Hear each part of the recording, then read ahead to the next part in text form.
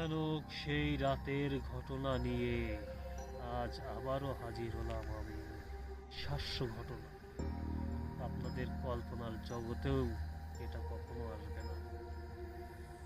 একদিন এক রাতে, ঝড়ের রাতে, আনুমানিক সময় হবে 12টা থেকে 1টা কিংবা তারও বেশি, একজন লোক সাইকেল চলে যাচ্ছে।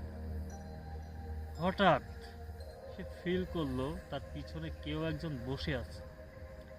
সে ঘুরে তাকালো, দেখলো একটা বুড়ি খিলখিল করে হাসতেছে তার সাইকেলের পিছনে বসে।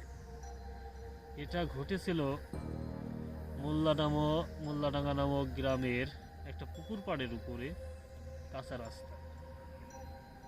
তখন সেখানে কোনো বাড়িঘর ছিল না, ছিল শুধু জঙ্গল। মানুষের বসবাস ছিল খুবই কম। সে যখন এই দেখলো যে তার পিছনে একজন বুড়ি বসা এবং সে হাসতেছে, সে তড়িঘড়ি করে তার সাহসেরও প্রশংসা করতে পারল। সে ধাক্কা দিয়ে তাকে ফেলে দিল। তখন সেই বুড়ি পুকুরের ভিতরে পড়ে যেও তখনও সে হাসতেছে খিলখিল করে। কিন্তু যে সাইকেল চালাচ্ছিল সে আর পিছন ফিরে তাকায়নি। সে তার জীবনে যতটুকু জোর ছিল সবটুকু দিয়ে সেখান থেকে পালিয়েছে।